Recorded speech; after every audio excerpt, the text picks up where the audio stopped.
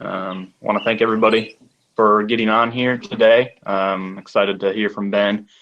And honestly, I don't have a whole lot to say other than that, but looking forward to it. If you have questions today, feel free to either use the chat feature or go ahead and unmute yourself and ask a question to Ben yourself if you'd rather go that route. Either way works. And I'll be monitoring that and be able to ask any questions that do get asked through the chat feature if you'd rather go that route. So without further ado, we'll turn it over to Ben here.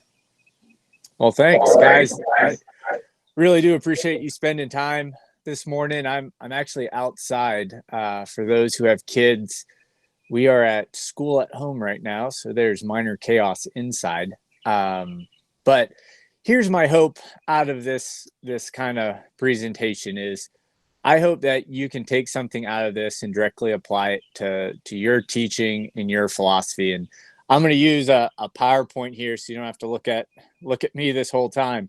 But, this whole idea of how to create a training environment for your players. And where I thought I'd start with this is I really do believe the lens we look through as a golf instructor really dictates how we help our players.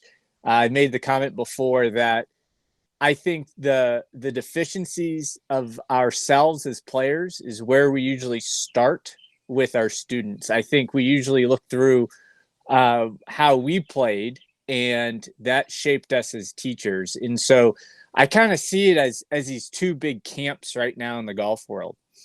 And both camps are both trying to get the player to shoot the lowest score possible. And this is kind of my analogy. If you think about football, offensive court. Yes. Your presentation isn't up, just FYI. Oh, you know why? Because I forgot to hit share screen. How about I do that? Helps a little bit if you press the right buttons.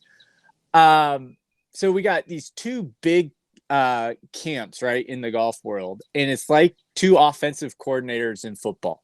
Some offensive coordinators run the ball to open up the pass, and others pass the ball to open up the run. But either way, they're both trying to score touchdowns, right? And so in golf, it's a lot of the same way. We both want to get the ball in the hole as fast as possible, but the way we go about that and where we start, I think really dictates us as teachers of how we like to help our students get better. And so to me, these two camps are really where I think a lot of the debates come in the golfing world.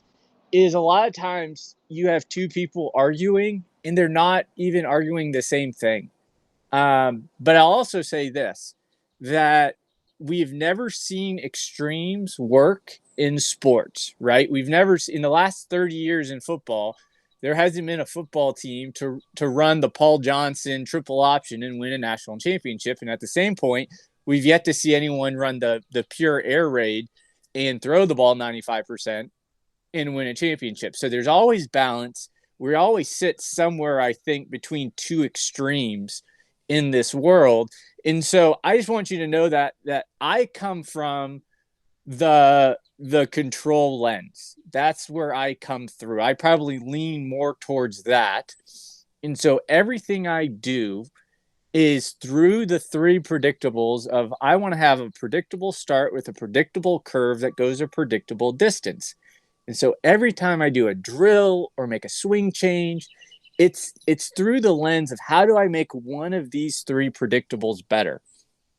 If you lean towards the other side of the camp, I still think this time that I kind of share how I go through my process of building that environment for my players. You'll just see this and kind of look through a different lens, but the process in which we go through, I still think exists. So let's kind of keep kind of jumping into this and kind of add our layers. So there are 7 areas of the game. So if you think about it, these are 7 different kind of skills that we have, right? The driver, you don't hit the ground. Full swings, you take full kind of pretty much 90% to 100% effort, ball then ground type swings. Wedges obviously are off speed. Chipping and pitching has a little different kind of part to this. And then putting, bunkers, and trouble shots. So we have our 3 predictables, we have our 7 areas of the game, and then what I call the secret sauce to really helping your students is understanding how to take the 3 parts of practice and adding those into the 7 areas of the game.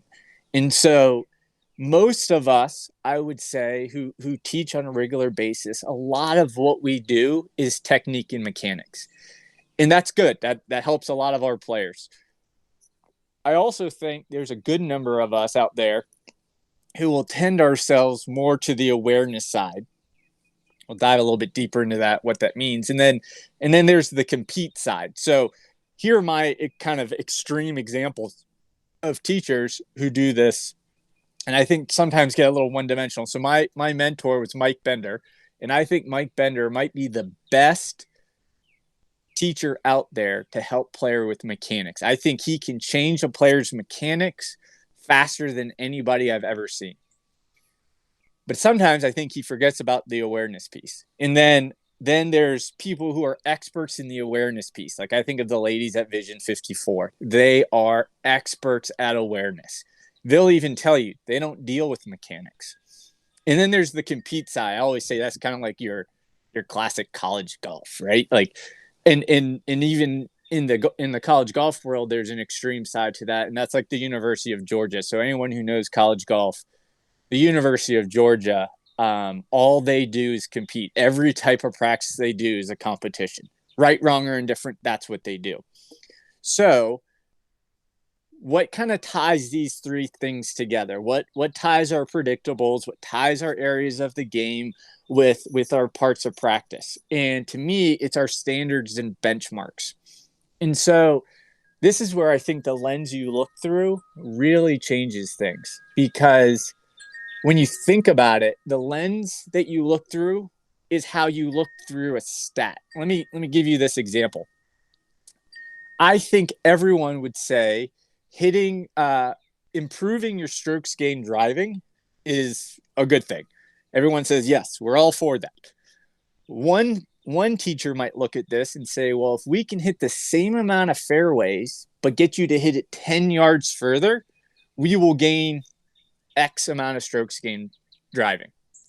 Another teacher might say, well, if we can hit 10% more fairways, then we can gain X in strokes gained driving. Both of them improve the same amount. The question is, how did you go about doing it? And that's what I mean by the lens that we look through in our player development. You know, stats are great, but stats need a lens to help see through to do it. And so let's kind of dive into this and see how we can kind of tie all of this together. And so if I think of the 7 areas of the game and I think of my standards, they change a little bit in every area of the game. And so let me kind of walk you through how I've developed my standards, and then I'll kind of show you how those standards drive my practice, and then how that practice is divvied up amongst the 3 different types of practice. And so here are my standards. I have something called the 4.5 degree principle. And for some of you who don't know this, I was a mechanical engineer by degree in college. And so numbers kind of come to me, and I feel comfortable in that world. But if you take, and this is a rough estimate, but it's pretty close.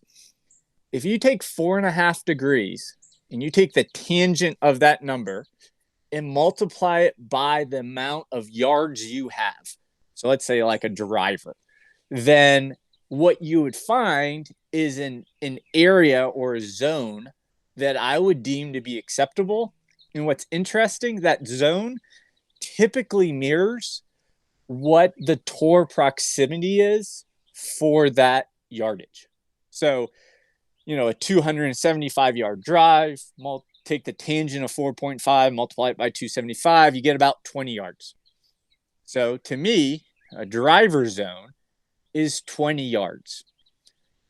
Full swings, right? And he follows the same type of zone, but now we have a 5 yard increment. So when you hit a drive, if you hit one 270 or you hit the next one 280, doesn't really matter much. But when you hit an iron shot, it matters. So what we do is we say, okay, we have this zone, but then the next layer is that zone, and you got to hit within a 5-yard window.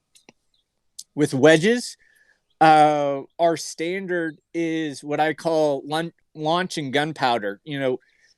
For us, a really, really well struck wedge is launched in a certain window and is launched with a certain club head speed that produces a certain flight to ultimately get inside a 15-foot circle. So our standard for a wedge is, how do we launch it? What window did we launch it in? And then ultimately, did we get it within 15 feet of the hole? And then chipping and pitching, we do a land spot and trajectory side to that. Putting, and we'll dive into this a little bit more. There's 3 different distinct areas to putting, and those are driven by our stats. Bunkers is a lot like chipping and pitching, has a lot to do with land spot and spin. And then, trouble shots, which some of us get way more practice at than we want, is my idea is, how do I make 3 from where I currently am? And we'll kind of walk through how we can even practice that. So let's take a look at a couple of these. And at any point, please jump in. I'd rather you guys ask questions. I have some examples of these if you want to see them. But, again, we talked about that 4.5 degree principle. Our zone is about 20 yards wide with a driver. And so the 3 areas of practice, right? We got technique, we got awareness, we got compete. How does that look when we go about helping our players practice? And so technique for me would be what I call station work. This is your classic training aid drill type place. I think when it comes to station work, I think feedback is king. So I'm a big believer in training aids because it provides us with feedback. An awareness drill might be having players hit tee shots at different tee heights. So we'll do driver off the deck, low tee, medium tee, high tee, and then we'll see what we learn through that process. And awareness drills, a lot of times, that's the point of the drill, is what did I learn through doing that drill? And then compete, and this is one of those that I love to do with my students. If you have a TrackMan, it's a really fun way for them, for your students to figure out basically how good they are at controlling a driver. But most of my guys hit draws, so I'll speak to this as a draw. But if I can keep my face between 0 and 4.5 on TrackMan, if I can have a negative spin axis and my side can be right of the target line, then I had a ball start right, curve left, and not over curve it. And to me, that is like the perfect golf shot. So can you start a ball inside the zone, curve it, and not over curve it? And then obviously you can make that into kind of a competition. Can you hit every one of those parameters every time you hit a drive? Full swing, very similar type look as driver. But you have, again, station work. To me, feedback is king. So we're gonna always be drilling away at that. But a great awareness drill would be what we call Tai Chi swings. So can you make full swings at different tempos? I think a player can learn a lot about themselves and learn to own their swings when they do those. And then obviously a zone contest would look a lot similar to what we did with drivers. And those zones are typically predicated on that 4.5 degree or using tour average as our zone. Wedges, we're talking trajectory tape. Trajectory tape is something I stole from my good friend James Ridyard. James and I used to work together back in the day for TrackMan, and he does this little trajectory tape. Studies show that the best wedge players usually launch their wedges between 28 and 32 degrees. So we try to put a trajectory piece of surveyor's tape up at a 30-degree height. So the easiest way to remember that is 3 feet high at 6 feet away. That's actually probably closer to 28 or 29 degrees. But you try to get your students to clip the tape as they hit a certain yardage. It's a really, really good drill for wedges. And then from awareness side, we call it the ladder drill for speed.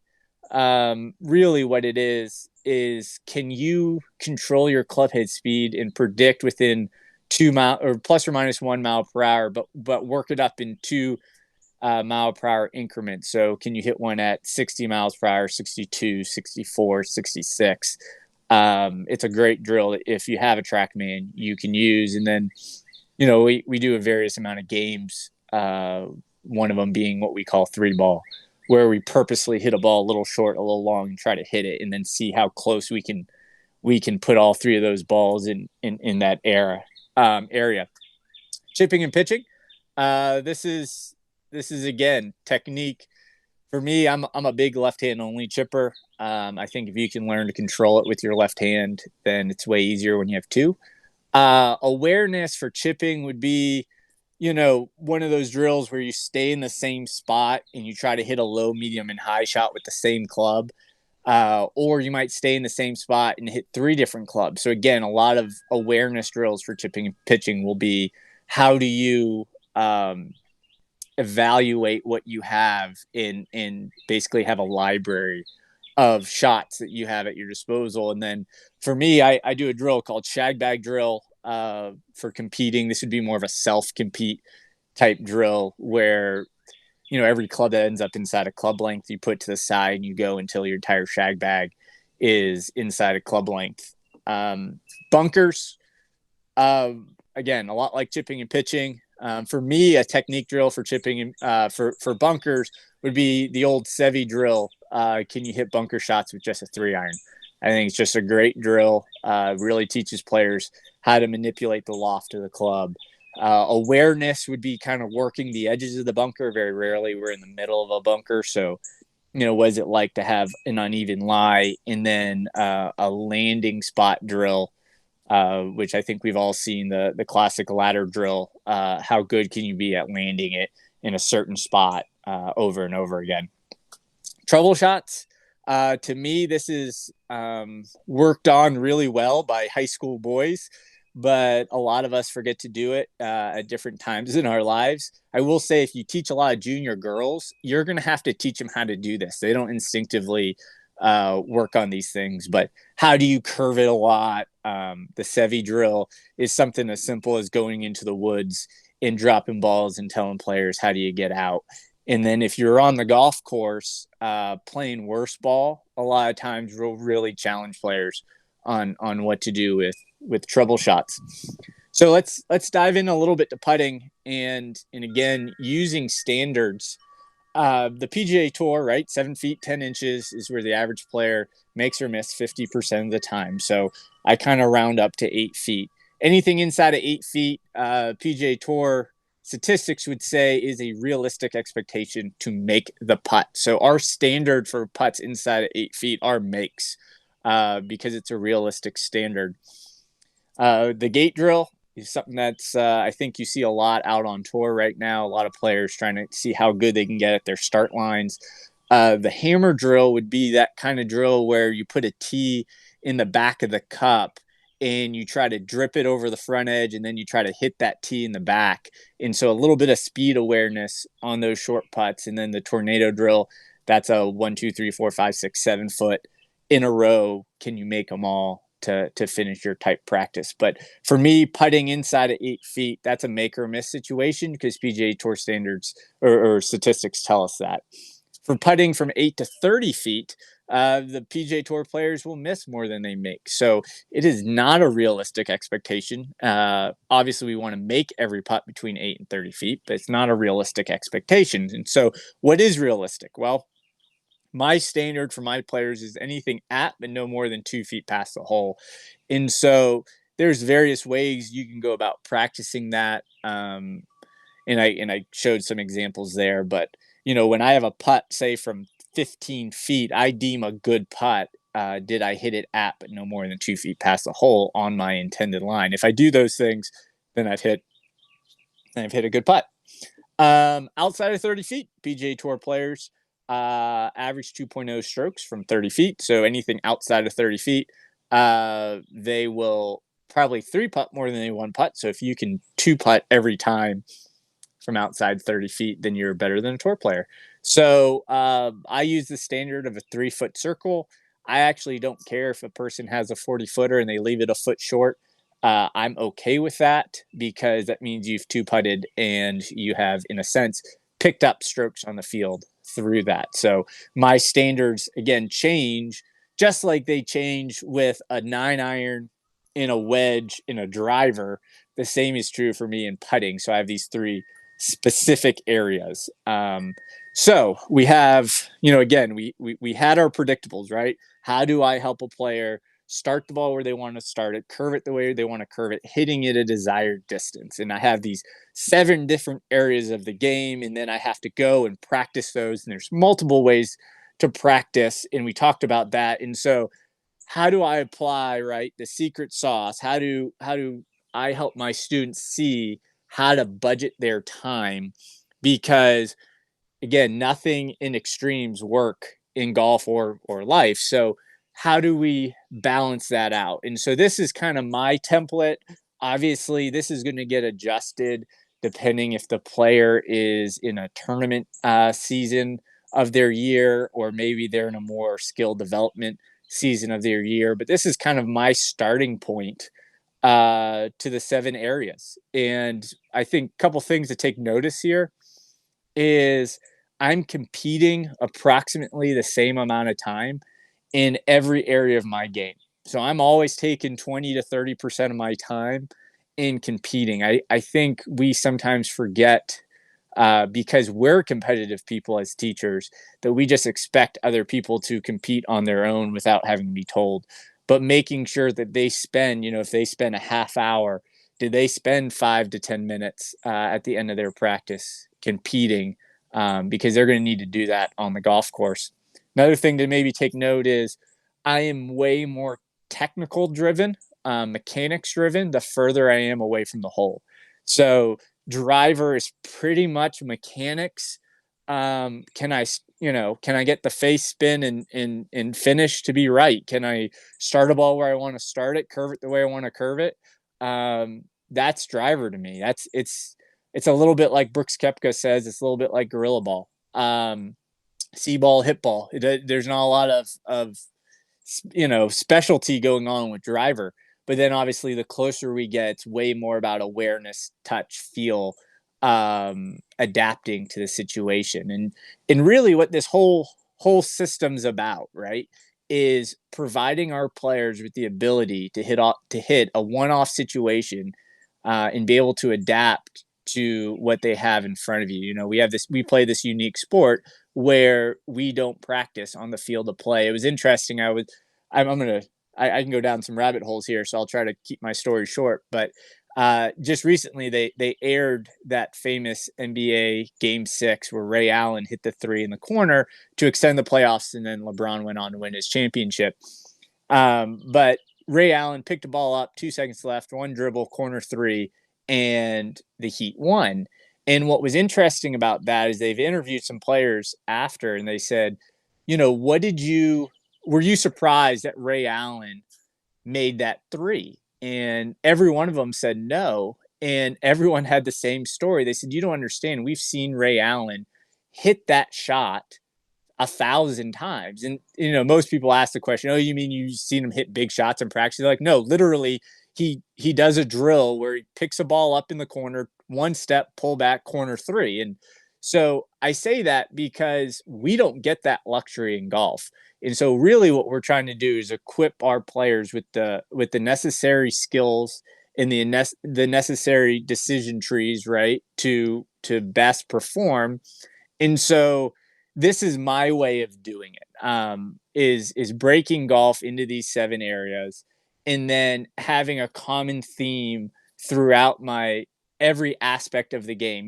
Every aspect I have, or every aspect of the game falls under those 3 predictables. Everyone we talk about better starts, better curves, and predictable distances. And so that's the lens I see through. And then we see it in every area of our game. And then ultimately, there's that competition side. Can you go out and can you compete? And so to me, those are the big things. And I know I've talked a really, really long time, and So I thought I might take some questions on some of the stuff we have. I don't know. Do we have any questions that were written up there? Nothing was written, but feel free to unmute yourself. If you're on the phone, you can unmute yourself by pressing *6.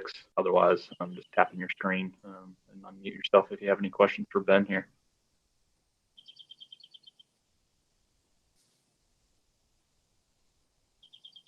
It's either really clear or they all think I'm crazy. One or the other. Most of my students think I'm crazy. So, well,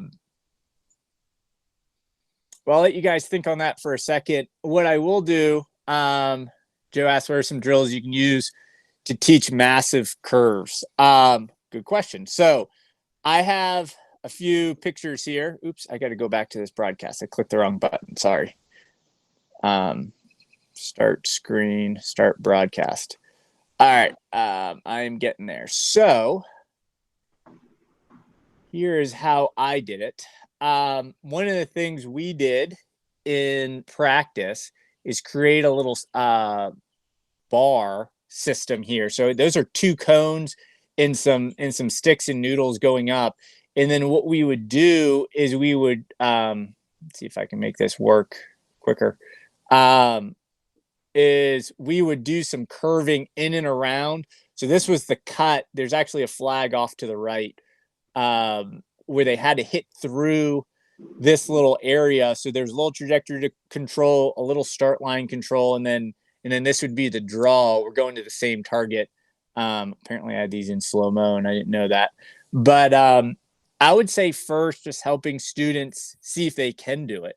So and then explaining how I would do it, and kind of like the little cheat codes on it. So to me, those are the first ways I would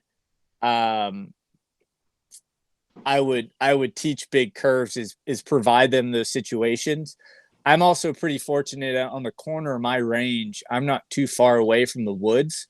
So there have been a number of lessons where I'll just go drop balls in the woods on the edge of my range. When I was at a driving range prior to getting to West Haven, we had a giant net right by our teaching area that kind of divided it so players on the range wouldn't hit us with golf balls. Well, I'd go right up to that net and say, okay, now curve one around or cut one around that net. So I think you got to put them in the situation. That's first. And then second, I think you got to be able to demonstrate it for your player and walk through how to do that. So to me, that's kind of the first way of teaching players to have big curves. I also think encouraging them to spend 2 or 3 balls every time they practice is something that we need to do as well. I just don't. I think sometimes, and again, I kind of pick on junior girls a little bit because they tend to be a little bit more controlled because their parents, rightfully so. I have 2 little girls. I'm probably going to be around a lot more when my girls practice than if I had 2 little boys. But because of that, they don't fool around as much. And so giving them the green light to try things is I think really, really important. I think we take that for granted that they'll do it on their own. So encouraging them and then obviously going and showing them what limits they have. One of the questions was if it was for newer players or I think it depends on how new. I mean, obviously if this is the second time they've touched the club, I'm probably not doing that. I would say that I get to my things way quicker than probably most would. I'll give you an example. I had a young man when I got him, he was in 8th grade, couldn't break 100. By 10th grade, he was struggling still to break 80 consistently. But I remember doing a speed control drill with him that I did with my tour players. And I knew he probably couldn't do it, but I wanted to plant the seed. And to me, a lot of it is I treat every player exactly the same, partly because I don't know how good they want to be. So I want to make sure I provide them all those tools. So I provide the same standards, the same drills to every level of player. And I do that because, one, I want them to know what they're aspiring to. And two, as they get better, I don't want them to all of a sudden be told, well, okay, now you're good, so now we're going to do something different.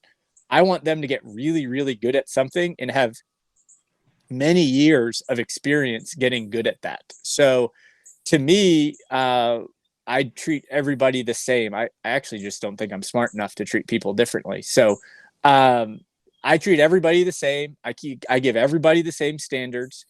And then again, depending on where they are, I might change what I deem as, hey, that was good.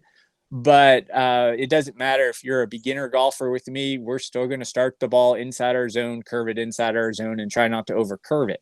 You just might only be able to do it 10% of the time, and I'm expecting my tour players to do it 70 to 80% of the time. So, but the drills won't change to me. I might add some layers as we go on to continue to add challenges to it, but the basic framework of my drills are all pretty much the same, no matter if they're, again, if it's the second time they've touched a club, I'm not going that deep. But as they get into this, we're jumping into this stuff pretty quick. I want them to be comfortable in that world as fast as they can. And to me, it's going to take time. So I better present this early so they can get comfortable with it. Then you got a question from Kevin Walker. Outstanding information, Ben. I'm curious of the 20-yard pattern with the driver, as that seems narrow. Okay, so it all falls with what I deem as acceptable. And you are right, it is a little tight. But here's my kind of thought process on it. From what I found talking to the best teachers in the world, is that the average tour player can control their club face plus or minus 1 degree. So it doesn't matter if you're a drawer or a fader of the ball. I think I have a pretty good picture of this. Let me see if I'll hit start presenting on my screen and go back to my pictures here. So a zone, you guys should be able to see this. So that's a perfect example right there of what I would deem as an acceptable shot. So that ball started inside the zone, didn't over curve. And if you go a step further, let's see if I can find my zone here. This zone idea is about the same with every club. And so again, the idea is if I can start my face within a 4.5 degree range, 0 to 4.5, curve the ball and not over curve it, then I think I deem that as an acceptable shot. So, and again, here's how I do it. Let's see if this works. Where's the calculator button? There it is. So you can tell I was just doing it. If you go 4.5 and hit the tan button, that's tangent, and then multiply it by your distance. So we're going to say 275. My zone would be 21.6 yards. And so that's how I do everything. So again, if I go 4.5 tangent times, say, 150, that's 11 yards, so 33 feet. So then we come back over here to tour average. Let's see, where's tour averages? Here we go. So the average tour player from 150 yards was 23 feet. Well, 23 feet is what, 8 yards. And I'm going to give my players 11 yards. So that's how I go about doing it. I make the standard exactly the same because I think it's realistic to keep your club face between 0 and 4.5 or that 4.5 degree window. And then I'd even go a step further with my students and say, okay, how do we apply that on the golf course? So here's kind of a crude diagram of a zone, a flag, and how we go about applying this zone concept onto the green. And you can tell that depending on where the flag was, the flag's on different parts of the zone. And so the reason I keep it within this parameter is I want it to be consistent with every club I hit. So to me, the idea of keeping a zone in that range is really, really important. And so that's why that's why I keep that 4.5. And you're right, it is a little tight, but it also looks a little big with a 9-iron. And so I just think at the end of the day, I want to keep as much the same for my player from club to club. And so if they can control the face within that range, then ultimately I feel like it'll help them be more consistent through the bag. So again, it just happens to fall at about 20 yards. I also haven't seen a PGA Tour fairway that's not 20 yards. There might be a handful in the US Open, but that's that one-off situation that, if you miss a fairway, in the US Open, it happens. So that's why we use that number. Another one for you, Ben, from Ted Glena. What are some interesting games that you use for your students on the putting green while working on specifics? So let's go back here. Sorry, I keep getting my finger in front of the camera. Let's start there. There's a couple drills we have over here. When it comes to putting, to me, the best putting drill I think there is out there is the one with the stick behind it. This has been around for a long time. I think this was from 07 or 08 Golf Digest. So it's been around for a while. I think this is probably the first thing I would do, but I would say from a game standpoint is helping your players do this drill in a variety of ways. So can you put one ball at all 5 tees and try to make all 5 in a row? Can you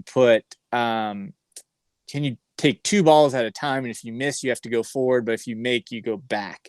One of the drills I like to do with players in this is, can you go right hand, left hand, both within that? And so I think that challenge in itself is a good one. I'm a big believer in drawback. PGA Tour statistics say that the biggest difference between a good putter and a bad putter are your make percentage from 6 to 12 feet.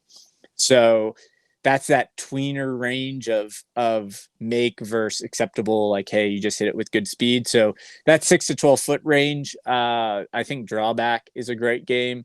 We play that one a lot. But I think ultimately getting players to see this as the challenge, not did they make it, did they 1 putt, or did they 2 putt? So what are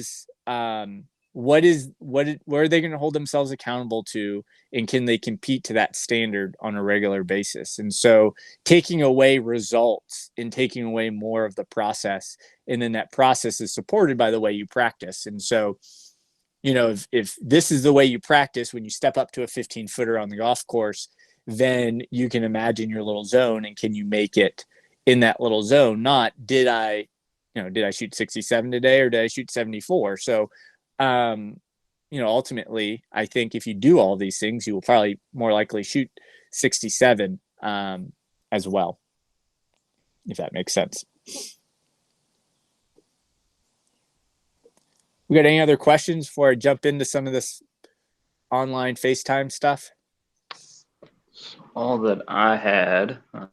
Obviously, feel free to chime in if you have anything. Anybody else? Okay, so I'm gonna go back to this presentation real quick, and I've been fortunate to have built a level of social media presence that people will want to do this. I've had one person in the state of Tennessee who I teach who wanted to do this because they felt more comfortable, and I think it was more because his wife was highly susceptible to the disease, so he didn't want to leave the house because of her. So FaceTime lessons are a little clunky, but I think they can be very, very valuable, and mostly those who can't get to their golf course or don't have a golf course to teach in right now. So here's how I do it. Prior to the FaceTime lesson even happening, I have them send me a swing, and that way I can spend a few minutes looking at it, getting an idea of where I want to go with that lesson. And then one thing I'd strongly suggest is make sure you conduct your lesson how you normally conduct your lesson. If you normally have a Q&A time, start with Q&A time. If you normally talk about stats, talk about stats. Do whatever you normally would do. And then if you feel like you're going to go a certain direction because you saw that swing beforehand, make sure they have what they need. Um, so it's kind of giving some forefront to them. Say, hey, see if you can get some of this stuff at your disposal. And then the way I kind of go through the lesson is I use the screen record option. So for those who don't know, when you swipe down, um, there's a little button on the side. I think mine's even blinking for you. That says screen record. And so that screen record button, I think is very valuable. Use that. I actually have them. I actually screen record while they're swinging. Then I'll basically, in a sense, back out of the live video part of FaceTime. We'll still be talking. The audio is still going live. I will use what point I want to get across. I use a lot of screenshots.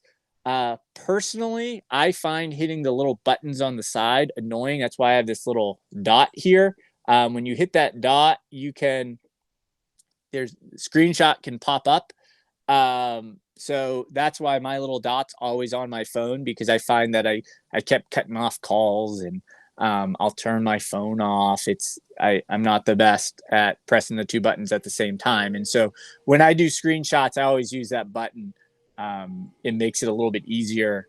And then I also use something called Layout. It's just a free app. So I'll take two screenshots, put them side by side, and for any comparison parts. It's a little slower. I text those videos or screenshots to them. They'll see the text come through. They'll look at their text while we're still talking. I'll say, hey, notice this, notice that. And then we'll go back to the live portion of the FaceTime where we're watching. I'll usually demonstrate and kind of walk through, hey, here's what I see. Here's what I think you're doing. Here's why. And now let's go ahead and build a station or do a drill to help with that. So that's my system of going through these. I've been pretty successful with FaceTime lessons, more so than I thought. The first one I did was not very good. I feel bad for the guy. But I think a lot of it, like the first lesson you give in general, sometimes they're just not very good. And so by my second or third one, I found that I could flow through it pretty quickly. And I'll still be, trying to get to a certain page and not do it fast enough for my liking. But people are pretty patient with it. They understand that this time, this is maybe the only way they can get it. I have picked up two new clients. One guy from North Dakota who's all in, which is awesome. And then I have a guy from Florida who's all in as well. So it's kind of interesting. I did grow my business a little bit through this. I will probably change my rate a little bit on my FaceTime lessons here in the future. But right now I have a little special going, seeing if I can drum up business. But to me, I think being able to do a FaceTime lesson is really, really important. Is I think we're going more and more to that. I use V1 for my normal lessons, and then I use Coach Now for any of my long distance students. So be it either an online lesson or a college player or a tour player who is not here most of the time. And so to me, there are three avenues now you can get a lesson. You can get a lesson via FaceTime, a lesson via online platform, or a lesson in person. And so, and I actually conduct all three lessons exactly the same. So if anyone has any questions on how to go about doing that, I can show you some examples, or maybe you guys are already doing it, but I wanted to make sure I shared what I was able to figure out, and hopefully help you guys a little bit with your business on that.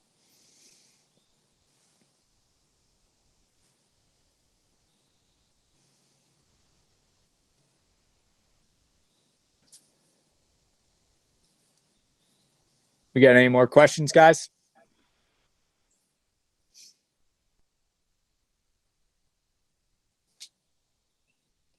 They're making it easy on me. Definitely. Yeah. Well, no, I think. Go ahead, Ben. I'll kind of end it with this.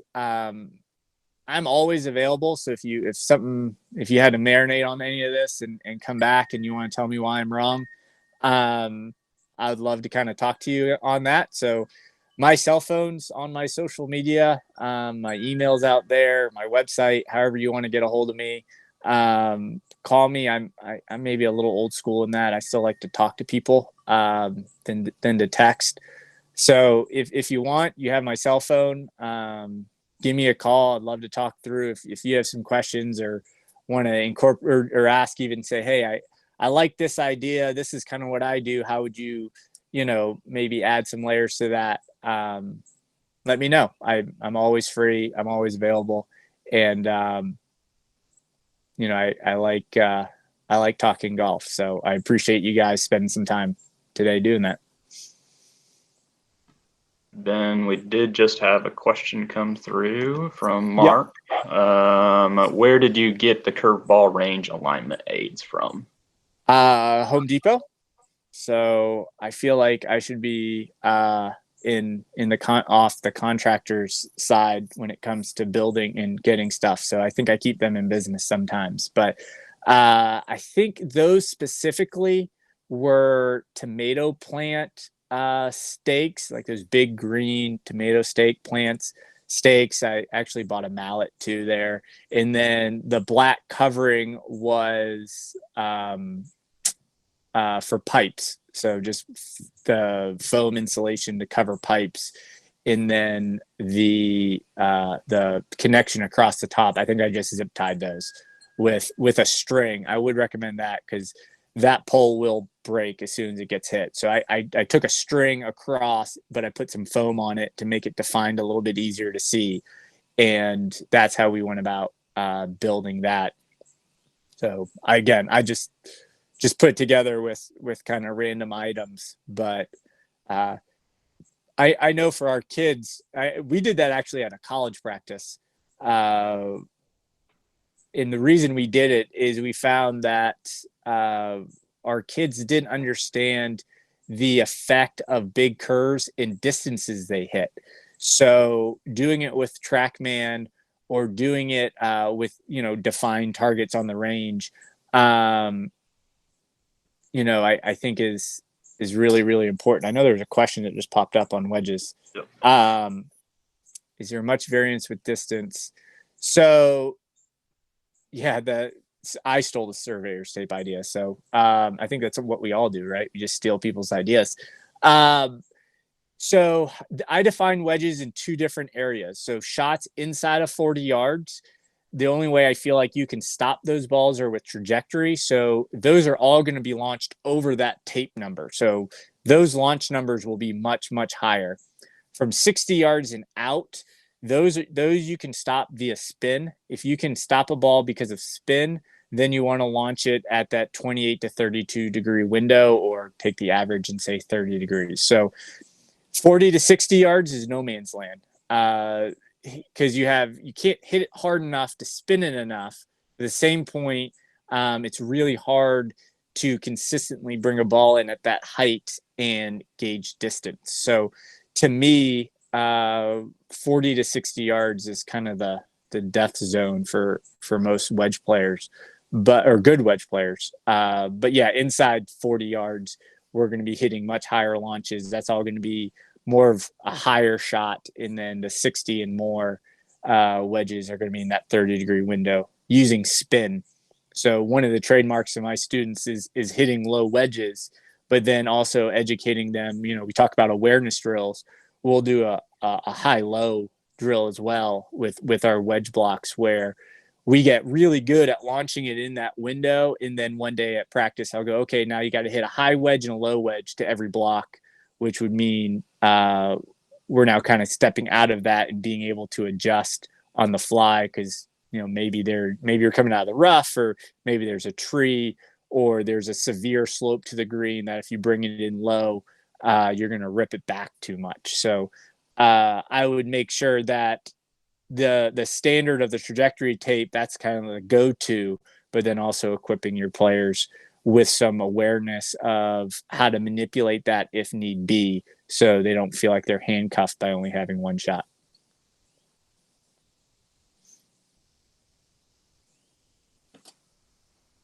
Cool. Guys, I thank you a lot for asking questions, because it's so much easier than trying to present. And again, if you ever have questions of me, feel free to ask away. And I think for those who are still here, I'll just go ahead and put my cell phone number up there. So if you ever need it, like I said, it's on everything. I never have any thought of anyone knowing my number. Feel free to give me a call. Awesome. Thank you so much, Ben. Again, this is recorded, so we thank you all for being on there. We thank you for asking the questions. I think we're looking forward to again next week. We've got Chris Woods from Golf Amplified up in the Tri-Cities, and Patty. Yes, we'd love to. We'd love to keep these going after all this is done. Something that we've been looking at as an education committee for a little while. The committee has been, obviously on the forefront of getting this started here, and we'd love to keep it going. So, but yeah, we definitely look forward to next week with Chris Woods up there, and hopefully have you guys continuing to tune in. But if you have any questions, don't hesitate to reach out to us at the section office. We're happy to help any way we can, and look forward to more of these. So thank you so much, Ben. Thank you, guys.